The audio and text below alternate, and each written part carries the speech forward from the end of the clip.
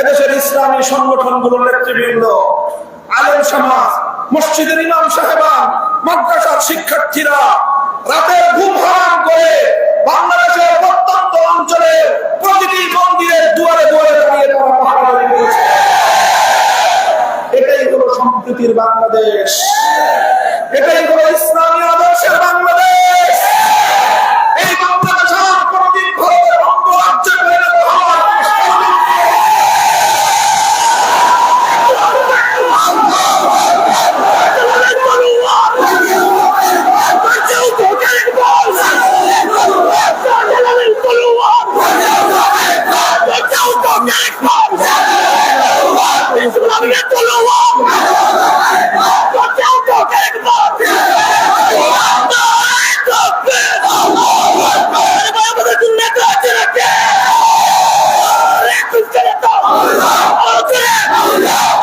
স্মরণ করছি 2009 সালের পিলখানার ট্র্যাজেডিতে শাহাদাত বরণকারী 57 জন সেনা কর্মকর্তাকে। স্মরণ করছি 2013 সালের শাপলা চত্বরে জালিমের বুলেটের আঘাতে শাহাদাত বরণকারী নবী প্রেমিক শতাধিক তৌহিদি জনতাকে। হেফাজতে ইসলামের নেতা কর্মী আলেম সমাজকে। স্মরণ করছি আল্লামা দেওয়ার হোসেন সাইদি রাহিমাহুল্লাহর বিরুদ্ধে সাজানো নাটকের মামলায় মৃত্যুদণ্ড ঘোষণার পর কোরআন প্রেমিক তৌহিদি জনতার ভাঙ্গা জোয়ারকে থামাতে গিয়ে জালিমের বুলেটের আঘাত কেড়ে নেওয়া সেই সকল শহীদকে স্মরণ করছি। 2014 থেকে 2016 সাল পর্যন্ত একতরফা নির্বাচনের নাটক মধ্যস্থ করতে গিয়ে স্বৈরাচারী ফ্যাসিবাদী সরকার বিরোধী মত এবং পথের যত মানুষকে হত্যা গুম খুন করেছে তাদেরকে স্মরণ করছি। 2021 সালে বাংলাদেশের স্বাধীনতার সুবর্ণ জয়ন্তী উদযাপনের সময়ে এদেশের মানুষের মতামতকে উপেক্ষা করে গুজরাটের কসাই খ্যাত নরেন্দ্র মোদীকে বাংলাদেশে এনে এদেশের মানুষের শান্তিপ্রিয় প্রতিবাদী মিছিলে হাটহাজারী থেকে ব্রাহ্মণবাড়িয়া পর্যন্ত গুলি করে হেফাজতে ইসলামের 25 জন নেতা কর্মীকে হত্যা করা হয়েছে। তাদেরকে সর্বশেষ 2024 সালের জুলাই এবং আগস্ট মাসে ফ্যাসিবাদের বিরুদ্ধে গর্জে ওঠা চিরতরুণ বাংলা কামাল, বামাল কামাল, ছাত্র জনতা, এমনকি 3 বছরের শিশু থেকে বৃদ্ধ নারী পুরুষ পর্যন্ত সহস্রাধিক নিরীহ প্রাণ, যাদেরকে শেখ হাসিনার নির্দেশে ওবায়দুল কাদেরদের উস্কানিতে নির্মমভাবে হত্যা করা হয়েছে। বাংলাদেশের শহরে শহরে, নগরে আর বন্দরে যাদের রক্তের সিঁড়ি বেয়ে বাংলাদেশ ফ্যাসিবাদ থেকে মুক্তি লাভ করেছে, সেই সকল শহীদদের শাহাদাতের কবুল হওয়ার জন্য আল্লাহর নিকট প্রার্থনা করছি, দোয়া করছি। আল্লাহ যেন তাদের শাহাদাতকে কবুল করেন এবং তাদের শোক সন্তপ্ত পরিবারকে আল্লাহ ধৈর্য ধারণ করার তৌফিক দান করেন, উত্তম বিনিময় দান করেন। এই সময় আমি বিশেষ করে স্মরণ করছি সিলেটের রাজপথের বাহাদুর সৈনিক বিএনপি নেতা ইলিয়াস আলীকে, যার তিরোধান হওয়ার ঘটনা, যার বিরুদ্ধে হওয়ার ঘটনা বাংলাদেশের ইতিহাসে এক নজিরবিহীন বর্বরতার স্বাক্ষর। ফ্যাসিস্ট শেখ হাসিনা জুলুম এবং নৈরাজ্যের প্রতিবাদে ভূমিকা পালন করায় ইলিয়াস আলীর মতো সাহসী রাজপথের সৈনিককে, বিরোধী একজন শীর্ষ নেতাকে যেভাবে গুম করা হয়েছে, এটা শুধুমাত্র মধ্যযুগীয় বর্বরতাকে স্মরণ করিয়ে দেয়। সংগ্রামী সাথী ও বন্ধুগণ, এই সকল গুম, খুন, হত্যা, নির্যাতন, নিপীড়নের এক দীর্ঘ ইতিহাস পাড়ি দিয়ে আজকের বাস্তবতা হলো 2024 সালের আগস্ট মাসের 5 তারিখ ঐতিহাসিক গণঅভ্যুত্থানের মধ্য দিয়ে বাংলাদেশের জনগণ স্বাধীনতা অর্জন করেছে, নতুন ভাবে তারা বাংলাদেশকে স্বাধীন করেছে। এই স্বাধীনতার প্রেক্ষিতে আমি স্বাধীনতার এই সংগ্রামে নেতৃত্ব দানকারী ছাত্র জনতা সহ দেশবাসীকে একটি কথা স্মরণ করিয়ে দিতে চাই, স্বাধীনতা অর্জন করা যত কঠিন, স্বাধীনতা রক্ষা করা তার চেয়েও বেশি কঠিন। আমি অত্যন্ত দুঃখের সাথে মর্মাহত হয়ে স্মরণ করছি 1971 সালের ঘটনা। 1971 সালে বাংলাদেশ রক্তক্ষয়ী এক মুক্তিযুদ্ধের মধ্য দিয়ে স্বাধীনতা অর্জন করেছিল। যে স্বাধীনতার বুনিয়াদ ছিল এদেশের মানুষকে মুক্ত করে ছাড়বে ইনশাআল্লাহ। ইনশাআল্লাহর মাধ্যমে যে সংগ্রামের সূচনা হয়েছিল, যেখানে কোরআন সুন্নাহ বিরোধী কোন আইন তৈরি না করার অঙ্গীকার এবং কমিটমেন্ট ছিল, সেই স্বাধীনতার বুনিয়াদ। জালিমের বিরুদ্ধে মজলুমের লড়াই ছিল সেই স্বাধীনতার শিরোনাম। যে স্বাধীনতা এভাবে অর্জন করা হয়েছিল, কিন্তু দুঃখজনকভাবে হলেও সত্য, আমরা স্বাধীনতার কিছুদিন পরেই দেখলাম সেই স্বাধীনতা, লাখো প্রাণের বিনিময়ে অর্জিত সেই স্বাধীনতা ছিনতাই হয়ে গিয়েছে। স্বাধীনতা যুদ্ধ হয়েছিল জালিমকে হটানোর জন্য, স্বাধীনতার সংগ্রাম হয়েছিল কোরআন সুন্নাহ বিরোধী আইন তৈরি না করার অঙ্গীকারের উপর ভিত্তি করে। অথচ স্বাধীনতার পর দেখলাম ৭১-এর চেতনাকে ভুলণ্ডিত করে ৭২-এর নতুন চেতনা তৈরি করা হয়েছে। আর এভাবেই পার্শ্ববর্তী একটি রাষ্ট্র যারা বাংলাদেশের ইসলামী সভ্যতা, মুসলিম জাতিসত্তার পরিচয়কে কোনোদিনও মেনে নিতে পারে নাই, তারা প্রেসক্রিপশনের মাধ্যমে একটি সংবিধান তৈরি করে দেয়, যে সংবিধানের মধ্যে বাংলাদেশের গণমানুষের অভিপ্রায় এবং ইচ্ছার প্রতিফলন ঘটেনি। আর এরপর বিগত 50 বছর ধরে ৭২-এর সংবিধানকে মুক্তিযুদ্ধের চেতনা বলে চালিয়ে দিয়ে এই দেশের ইসলাম বিরোধী শক্তি, এদেশের মুসলিম জাতিসত্তা বিরোধী শক্তি বারবার স্বাধীনতার সংগ্রামকে ব্ল্যাকমেইল করার চেষ্টা করেছে।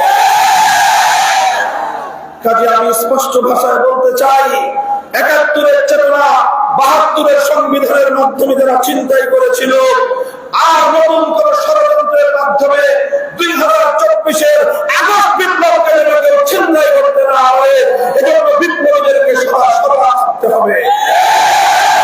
সংগ্রামী সাথী ও বন্ধুগণ, আমি এজন্য বলতে চাই, বাংলাদেশ, এই দেশ তিনটি আধিপত্যবাদ বিরোধী সংগ্রামের মধ্য দিয়ে তার মানচিত্র এবং তার জাতিসত্তাকে অর্জন করেছে। তাদের প্রথম সংগ্রাম ছিল আধিপত্যবাদী ব্রিটিশের বিরুদ্ধে, দ্বিতীয় সংগ্রাম ছিল আধিপত্যবাদী কলকাতার দাদাবাবুদের বিরুদ্ধে, তৃতীয় সংগ্রাম ছিল আধিপত্যবাদী পশ্চিম পাকিস্তানের খানমখানদের বিরুদ্ধে। আমরা তখনও বলেছিলাম পিন্ডিয়ার ইসলামাবাদে নর্থপাস থেকে মুক্তি লাভ করেছি, দিল্লির গোলামি করবার জন্য নয়। কিন্তু দুঃখ এবং পরিতাপের বিষয়, বিগত 50 বছর ধরে এই পতিত স্বৈরাচারী নব্য ফেরাউন, আজকের যুগের ফেরাউন ফ্যাসিস্ট শেখ হাসিনা 50 বছর ধরে যে রাজনীতি করেছে, তার নেতৃত্বে সন্ত্রাসী আওয়ামী লীগ যে রাজনীতি করেছে, সেই রাজনীতি ছিল বাংলাদেশের মাটি এবং মানুষের বিরুদ্ধে রাজনীতি। শেখ হাসিনার রাজনীতি নিয়ে পর্যালোচনা করলে তার যে মৌলিক বৈশিষ্ট্য খুঁজে পাওয়া যায়, শেখ হাসিনার রাজনীতির প্রথম বৈশিষ্ট্য ছিল, শেখ হাসিনার রাজনীতি ছিল প্রতিশোধ পরায়ণতার রাজনীতি। শেখ হাসিনার রাজনীতির দ্বিতীয় বৈশিষ্ট্য ছিল, শেখ হাসিনার রাজনীতি ছিল বিভাজনের রাজনীতি। বাংলাদেশের মানুষকে বিভক্ত করে দেশকে শোষণ করার সে একটি পন্থা খুঁজে পেয়েছিল। শেখ হাসিনার রাজনীতির এই ছিল বৈশিষ্ট্য। 1975 সালে যখন একটি বিপ্লবের মধ্য দিয়ে, একটি অভ্যুত্থানের মধ্য দিয়ে বাকশালীদের পতন হয়েছিল, 1975 সালের 15ই আগস্ট শেখ মুজিবুর রহমান সাহেব সহ তার পরিবারকে হত্যা করা হয়েছিল। সেই হত্যাকাণ্ডে অনেক নিরপরাধ নারী এবং শিশুরা নিহত হয়েছে, সেটার জন্য আমরা সমবেদনা জ্ঞাপন করি। কিন্তু শুধুমাত্র 15ই আগস্টই হত্যাকাণ্ড ঘটেনি, বরং ৭১-এর মুক্তিযুদ্ধ পরবর্তী সময়ে 3.5 বছরে বাকশালী স্বৈরাচারী ফ্যাসিস্ট আওয়ামী সরকার তখনও বাংলাদেশে খুন, গুম এবং হত্যার রাজনীতি করেছিল। বাংলাদেশের 30,000 দামাল যুবকদেরকে তুলে নিয়ে হত্যা করেছিল। মায়া কান্না করা হয় শুধুমাত্র 15ই আগস্টের নিহতদের জন্য। প্রশ্ন করতে বলেছে চাই, তোমাদের যেরকম বাবা মা হত্যা হওয়ার কারণে, নিহত হওয়ার কারণে তোমাদের হৃদয় ব্যথিত হয়েছে, সিরাজ শিকদারদের পরিবার পরিজনদেরও হৃদয় ব্যথিত হয়েছিল। এভাবে 30,000 মায়ের বুক খালি করে বাংলাদেশে বাকশালের ফ্যাসিবাদ কায়েম হয়েছিল। সেই ফ্যাসিবাদ উৎখাত করার জন্য যারা 15 আগস্টের অভ্যুত্থান করেছিল, তারা কেন করেছিল সেটার জবাব তারা দিবে। কিন্তু আমি যে কথা বলতে চাই, 15 আগস্টের সেই অভ্যুত্থানের পরে আন্তর্জাতিক গণমাধ্যমে শেখ হাসিনা সাক্ষাৎকার দিয়ে বলেছিল, যে জাতি তার বাবাকে হত্যা করেছে, যে জাতি তার বাবার হত্যাকাণ্ডে উল্লাস প্রকাশ করেছে, সে এই জাতির কাছ থেকে প্রতিশোধ গ্রহণ করবে। এই ছিল শেখ হাসিনার ঘোষণা। এরপর 1975 সাল থেকে 2024 সাল গঙ্গা যমুনার পানি, সুরমা নদীর পানি বহু গড়িয়েছে। এই 50 বছরে বাংলাদেশের মানুষ প্রত্যক্ষ করেছে শেখ হাসিনার জিহাংসার রাজনীতি।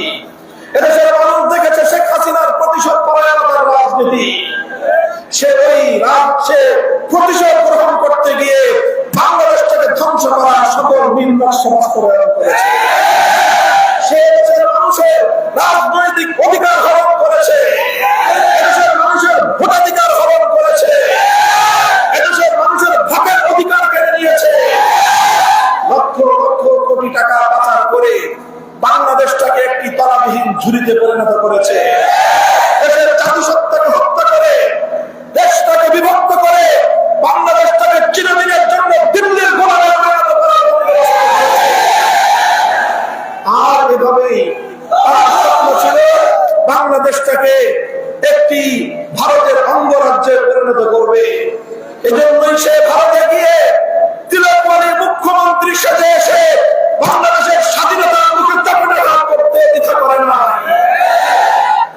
সংগ্রামী সাথী ও বন্ধুগণ, এরপরে সে করেছে বিভাজনের রাজনীতি। সেই ব্রিটিশ বেনিয়াদের কৌশল ডিভাইড এন্ড রুল, এই নীতিতে বিশ্বাসী হয়ে শেখ হাসিনা দেশটাকে শুধু 2 ভাগে ভাগ করেছে, আর 1 ভাগকে আরেক ভাগের বিরুদ্ধে বেরিয়ে দিয়ে সে দেশটাকে শাসন আর শোষণ করেছে। আর এদেশের সাম্প্রদায়িক সম্প্রীতির পরিবেশ নষ্ট করে বিভিন্ন সাবকাদের মাধ্যমে সংখ্যালঘুদের অধিকার হরণ করেছে। তার সাংবাদিকদেরকে দিয়ে, তার হাতুড়ি লিগা হেলমেট দিকে সন্ত্রাসীদেরকে দিয়ে কখনো হিন্দুদের মন্দিরে হামলা চালিয়েছে, কখনো রাতের অন্ধকারে হিন্দুদের বাড়িঘর এবং লুটপাট করেছে। আর এগুলো করে নাম দিয়েছে ইসলাম প্রিয় জনতার কাছে। এভাবেই সাম্প্রদায়িক উস্কানির মাধ্যমে শেখ হাসিনা সবসময় চেষ্টা করেছে কখনোই বাংলাদেশের মানুষ যেন ঐক্যবদ্ধ হতে না পারে। প্রিয় সিলেটবাসী, আপনারা লক্ষ্য করেছেন 5ই আগস্ট বিপ্লব হওয়ার পর এক শ্রেণীর দালাল মিডিয়া, বিশেষ করে ভারতের কিছু মিডিয়া, তারা জিগির তুলেছিল বাংলাদেশে নাকি সংখ্যালঘু নির্যাতন চলছে। আমি আপনাদেরকে জিজ্ঞাসা করতে চাই, সেই মিডিয়াদের কাছে আমি প্রশ্ন করতে চাই, বিগত 1 মাসে একজন হিন্দুর গায়ে আঘাত দিয়ে দেওয়া হয়েছে, অথবা একটি মন্দির অথবা বৌদ্ধদের পেগোডায় হামলা চালিয়েছে নদীর দেখাও হয়নি। সংখ্যালঘুরা নিরাপদে আছে এখন, কারণ সেই নাটকের নায়ক নায়িকারা নাই। নাটক করতে রাতের অন্ধকারে তারা সাপ হয়ে ছবল মারত, বোঝা হয়ে ছাড়তে আসতো। সেই কারণাগিনী বাংলাদেশে নাই। এখন আর এই বাংলাদেশে সেই সংখ্যালঘু নির্যাতনের নাটকও না। এদেশের ওলামায়ে-কেরাম, হেফাজতে ইসলামের নেতৃবৃন্দ, খেলাফত মজলিস, বাংলাদেশ খেলাফত মজলিস, জমিয়তে উলামায়ে ইসলাম, জামায়াতে ইসলাম, নেজামে ইসলাম, ইসলামী আন্দোলন সহ এদেশের ইসলামী সংগঠনগুলোর নেতৃবৃন্দ, আলেম সমাজ, মসজিদের ইমাম সাহেবান, মাদ্রাসার শিক্ষার্থীরা রাতের ঘুম হারাম করে বাংলাদেশের প্রত্যন্ত অঞ্চলে প্রতিটি মন্দিরের দুয়ারে দুয়ারে দাঁড়িয়ে তারা পাহারাদারি করেছে। এটাই হলো সম্প্রীতির বাংলাদেশ, এটাই হলো ইসলামী আদর্শের বাংলাদেশ। এই বাংলাদেশ আর কোনদিন ভারতের অঙ্গরাজ্যে পরিণত হওয়ার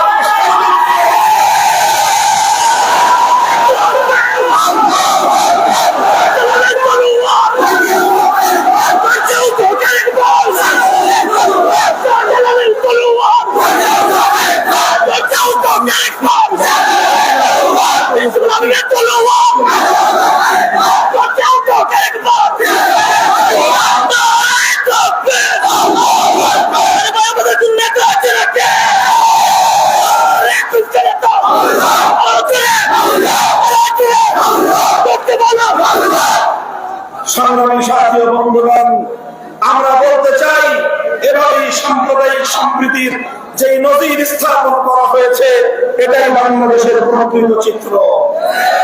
শেখ হাসিনার বিভাজনের রাজনীতির বিরুদ্ধে আগস্ট বিপ্লবকারী ছাত্র নেতৃত্বের মাধ্যমে বাংলাদেশে একটি অভূতপূর্ব ঐক্য সূচিত হয়েছিল। স্কুল কলেজের স্টুডেন্ট, কলেজ ইউনিভার্সিটির ছাত্র, আমার মাদ্রাসার ছাত্ররা এক কাতারে রাজপথে দাঁড়িয়ে গিয়েছিল। আর ঐক্য ছিল বাংলাদেশের বিপ্লবের শক্তি। ঐক্যের শক্তির কাছে পরাজিত হয়েছে হাসিনা সরকার। তাই আজ ওই হাসিনা সরকারের দোসর সুশীল নামে একটা গোষ্ঠী আবার নতুন করে ইসলামের বিরুদ্ধে জিগির তুলতে যায়। তারা বাংলাদেশকে আবার নাস্তিক্যবাদের দিকে